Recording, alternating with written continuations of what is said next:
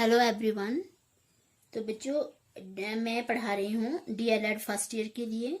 तो ये जो टॉपिक लगा है गद्य की विविध विधाएं, जिनमें से कहानी, नाटक, एकांकी, पत्र, जीवनी, आत्मकथा, संस्मरण, रेखा चित्र आदि ये विधाएं हैं, जिनमें से मैंने आपको पहले ही कहानी और नाटक पढ़ा दिया है। आज जो हम पढ़ेंगे वह पढ़ेंगे पत्र लेखन और एकांकी। तो शुरू करते हैं। पत्र लेखन कि किस तरह से, पहले तो सबसे पहले पत्र का अर्थ समझते हैं कि पत्र क्या होता है। तो मनुष्य एक सामाजिक प्राणी है। मनुष्य सामाजिक होने के कारण विचारों का आदान प्रदान वह करता है और अपने अनुभव अथवा सुख दुख दूसरों को वह बांटता है। अत्यंत व्यवस्था और एक दूसरे से अलग दूर दूर रहने पर भी क्या करता है, पत्र के द्वारा ही वह संपर्क स्थापित करता है। और इस संपर्क का एकमात्र साधन क्या है, पत्र लेखन ही है। और पत्र के द्वारा सगे संबंधियों को विशेष अवसरों पर आमंत्रित किया जाता है या आमंत्रित करते हैं। मनुष्य पत्र द्वारा ही संदेश तथा समाचार संप्रेषित करता है और पत्र से ही मन की बात एक दूसरे तक पहुंचाते हैं। और पत्र का हमारे जीवन में बहुत ही महत्ता है और पत्र हमारी प्रत्यक्ष बातचीत का एक स्थानापन्न है, और जिससे हम अतः ये जो पत्र होता है हमें अपने भाव विचारों की को प्रस्तुति सरल, स्पष्ट व सुबोध होनी चाहिए। और जो ये पत्र लिखने वाला जो अपना संदेश, इच्छा अथवा आवश्यकता उपयुक्त व्यक्ति तक जितनी सफलतापूर्वक पहुंचाता है वह उतना ही कुशल पत्र लेखक माना जाता है। और उसी तरह से जो पत्र लेखन एक क्या होती है, एक कला होती है। पत्र में जो लेखक होता है वह व्यक्तित्व की अमिट छाप भी होती है, यानी विशेषकर व्यक्तिगत पत्रों को पढ़कर आप किसी भी व्यक्ति के अच्छे बुरे स्वभाव का परिचय आसानी से पा सकते हैं। उसी तरह से पत्र क्या है, एक पुल के समान होता है जो दूर बैठे व्यक्तियों को एक दूसरे से मिलाने में सहायता करता है। और यह एक दर्पण के समान होता है जिसमें लेखक के दृष्टिकोण और मानसिक विकास की झलक देखी जा सकती है। और पत्र का संबंधित व्यक्ति पर सही प्रभाव तभी पड़ता है जब विचारों को हम अपने विचारों को भाषा शैली में व्यक्त करते हैं तथा विचारों में क्रमबद्धता हो और जिस उद्देश्य से लिखा गया हो वह उद्देश्य भी पूरी तरह से व्यक्त किया गया हो।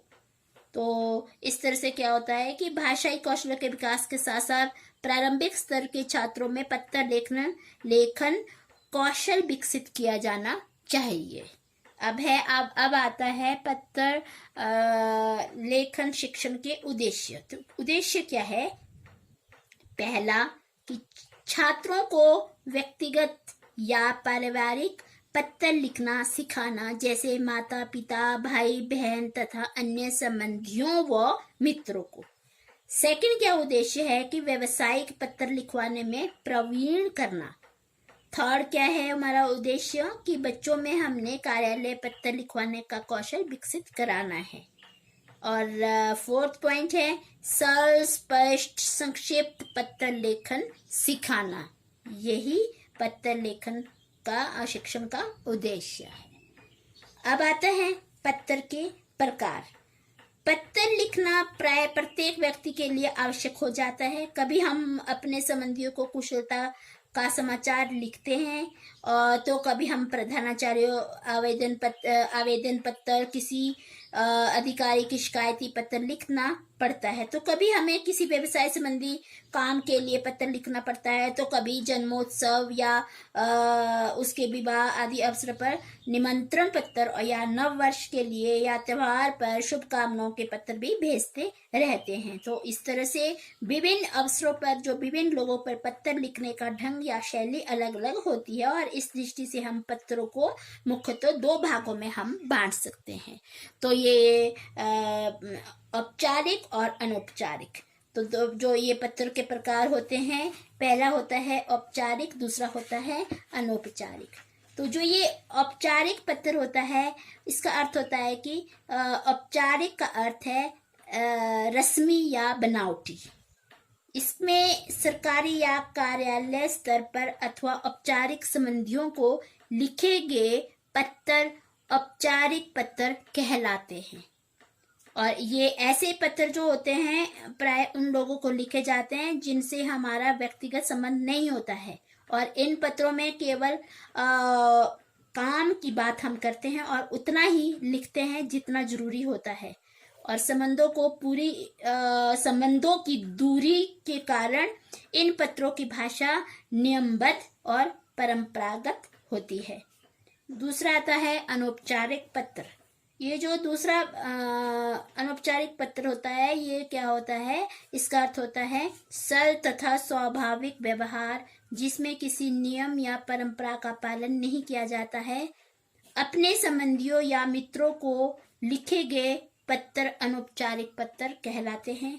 ऐसे पत्रों में हम संबंधियों की कुशलता का समाचार पूछते हैं और अपनी कुशलता तथा अन्य समाचार लिखते हैं, और इन पत्रों की भाषा अत्यंत सरल होती है और इनमें अपनापन होता है। इनमें कोई दुराव छुपाव नहीं होता है और सीधे साधे वाक्य लिखे जाते हैं। ऐसा लगता है जैसे हम बातचीत कर रहे होते हैं। तो जो अब औपचारिक और अनौपचारिक पत्रों के विभाजन की कोई सीमा रेखा नहीं होती है। उदाहरण के लिए किसी व्यक्ति से हमारा मधुर संबंध है, अच्छा संबंध है, मीठे संबंध है, तो वह कार्यालय में अपना सहयोगी भी है। और जब व्यक्ति संबंधों को लेकर पत्र लिखा जाएगा तो वह पत्र अनौपचारिक होगा, किंतु कार्यालय के किसी कार्य के लिए कुछ हिदायतें देते हुए पत्र लिखा जाएगा तो वह पत्र औपचारिक पत्र कहलाएगा। भाषा शैली की दृष्टि से निमंत्रण पत्र अथवा बधाई पत्र छपवाकर भेजे तो वह औपचारिक पत्रों की श्रेणी में आएगा। यदि ऐसे अवसरों पर हम स्वयं पत्र लिखकर भेजे तो वह भी व्यक्तिगत घनिष्ठता होने के कारण अनौपचारिक पत्र कहलाएगा। और इस तरह से ये क्या थे, दो प्रकार थे। अब आता है गुण। तो अगर अच्छे पत्र के गुण क्या होने चाहिए कि पत्र पाने वाला जो व्यक्ति होता है, यदि पत्र पढ़कर वही समझ ले जो पत्र लिखने वाला कहना चाहता है तो अच्छा पत्र माना जाएगा। अच्छे पत्र की भाषा ऐसी होनी चाहिए जो पत्र लेखक के विचारों को सहज रूप से पत्र पाने वाले तक पहुंचा सके। तो इस तरह से निबंध की भांति लंबे चौड़े पत्र नहीं लिखे जाने चाहिए, और इसीलिए पत्र में कम शब्द लिखकर अधिक बात कहने की क्षमता होनी चाहिए। एक अच्छे पत्र में निम्नलिखित विशेषता होनी चाहिए। क्या होनी चाहिए कि सबसे पहले तो संक्षिप्त होना चाहिए कि जी संक्षिप्त होना चाहिए, सरलता होनी चाहिए, सहजता होनी चाहिए और प्रभावशीलता होनी चाहिए। तो अब जो आता है ये 4 प्रकार के गुण हैं। संक्षिप्त होना चाहिए कि संक्षिप्त का अर्थ होता है कि अनावश्यक शब्दों से बचे। पत्र में वही लिखा जाता है जो अनिवार्य हो, और अपनी बात कहने के लिए आवश्यक शब्दों का ही प्रयोग करना चाहिए। अनावश्यक शब्दों का अर्थहीन शब्दों की भरमार से पत्र पढ़ने वाला उलझ सकता है। और सरलता का मतलब होता है कि सरलता से तात्पर्य भाषा की सरलता से है। भाषा ऐसी होनी चाहिए जो पाठक लिखी हुई बात को ठीक ठीक समझ सके। शब्द सरल व छोटे होने चाहिए। और सहजता का अर्थ है स्वाभाविकता। पत्र पढ़ते समय वार्तालाप का सा आनंद आए, हमें आनंद की अनुभूति पढ़कर हो। पत्र में अपनेपन के लिए आवश्यकता अनुसार आप, तुम, मैं, हम, वे, हमारा आदि शब्दों का प्रयोग अच्छा रहता है। और ये जो प्रभावशीलता है, फोर्थ पॉइंट, इसमें क्या होता है कि प्रभावशीलता का मतलब होता है कि पत्र की भाषा ऐसी हो कि वह पत्र प्राप्तकर्ता को प्रभावित कर सके। शब्दावली ऐसी होनी चाहिए जो मन में चित्र उपस्थित कर दे। मुहावरे पत्र को प्रभावशाली बनाते हैं और शब्दों का चुनाव पाठक की भावनाओं को स्पर्श करने वाला हो तो पत्र पढ़ने में जिज्ञासा बनी रहेगी और वह प्रभावित भी होगा। तो ये क्या थे अच्छे पत्र के गुण। अब आता है अंग। अगर ये भी आए कि पत्र के अंग कौन से हैं, तो पत्र के 4 अंग होते हैं, प्रारंभ, मध्य, विस्तार तथा समाप्ति। ये 4 अंग माने जाते हैं कि ये आपको पता ही होना चाहिए कि पत्र का प्रारंभ किस तरह से होना चाहिए और किस तरह से लिखा जाता है। और जिस तरह से कि पत्र लिखते समय सबसे पहले दाईं ओर अपना पता तथा दिनांक लिखा जाता है। पहले तो दाईं ओर, अब बाईं ओर भी लिखते हैं, यानी जिन लोगों के पास हमारा पता पहले से ही रहता है, अर्थात जो हमारे बहुत ही निकट के मित्र या संबंधी है, उन्हें पत्र लिखते समय केवल स्थान का ही नाम लिखकर दिनांक लिख देते हैं। तो इस तरह से औपचारिक अथवा कार्यालय छपे हुए पृष्ठ पर प्राय व्यक्ति का नाम, पद अथवा संस्था का पता बाईं ओर या पत्र के बीच में ऊपरी भाग पर मुद्रित होती है। केवल दिनांक ही दाईं ओर होता है। उसी तरह से मध्य भाग में क्या लिखा जाता है, सेकंड है मध्य भाग।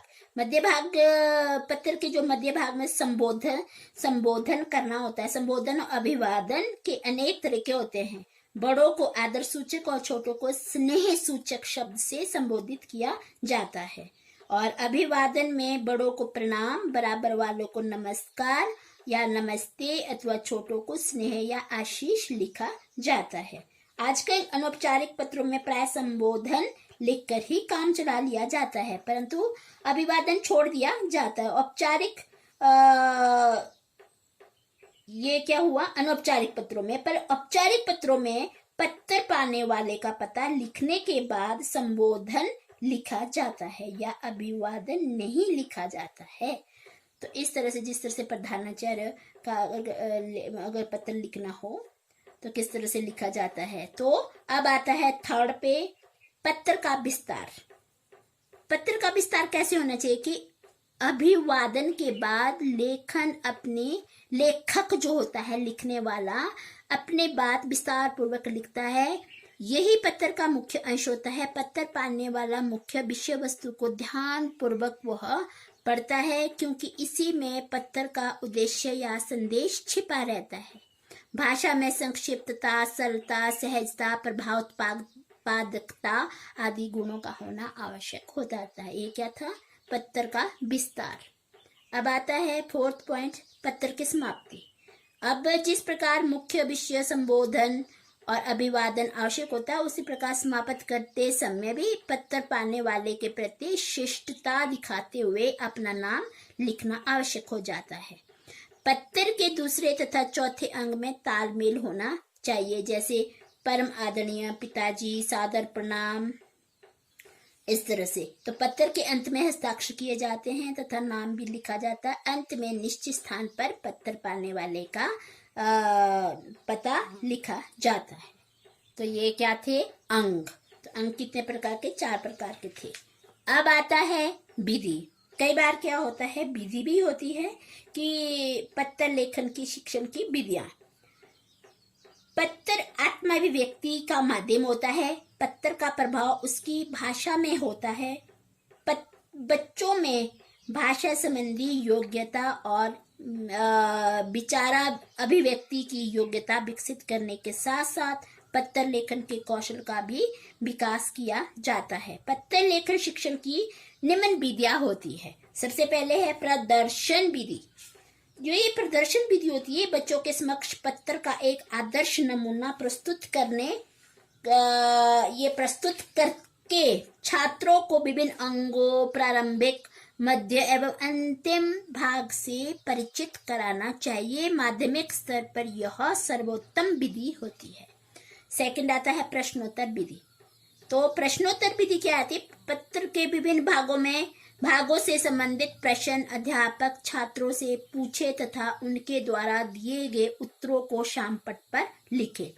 इससे क्या होता है? पत्र लेखन विधि भी इसे कहा जाता है, क्योंकि अध्यापक छात्रों के समक्ष एक खंड से संबंधित प्रश्न पूछता है।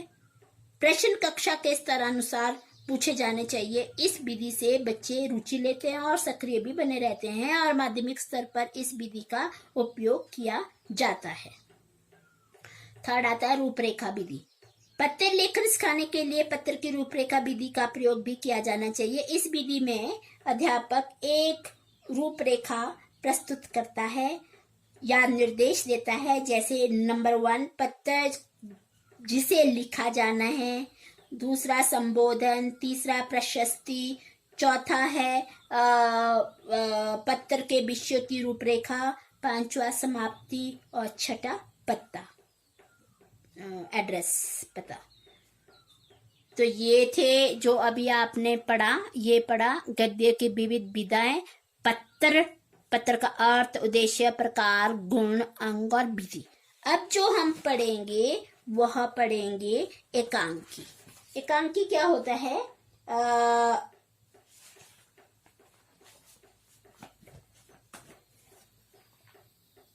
एकांकी का मतलब होता है कि आधुनिक गद्य साहित्य में नाटक के बाद एकांकी का विवेचन किया जाता है, यानी आज नाटक की उपेक्षा एकांकी का अधिक लोकप्रिय है।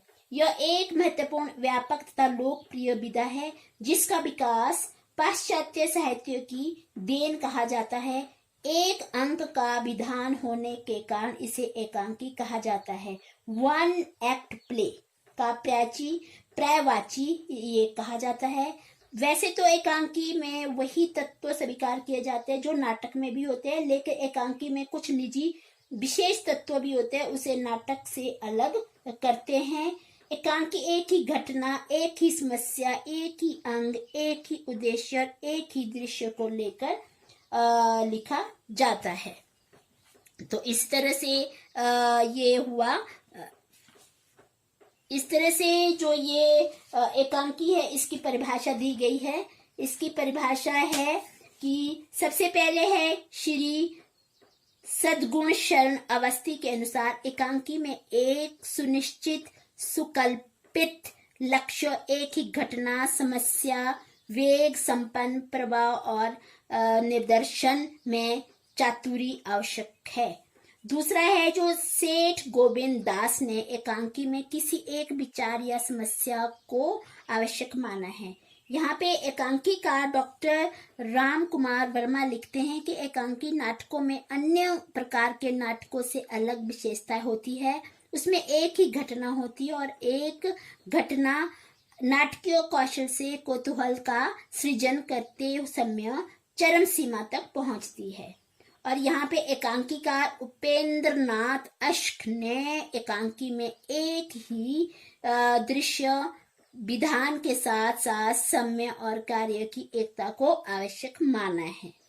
और यहाँ पे जो हम संक्षेप में यही कह सकते हैं कि एकांकी जीवन की किसी महत्वपूर्ण घटना या क्षण का अभिनयात्मक शैली में अंकन होता है, लेकिन वह महत्वपूर्ण घटना या क्षण अपने आप में समग्र एवं परिपूर्ण भी होना चाहिए ताकि उसका वांछित प्रभाव दर्शकों पर पड़ेगा। तो इसका जो ये अर्थ हुआ।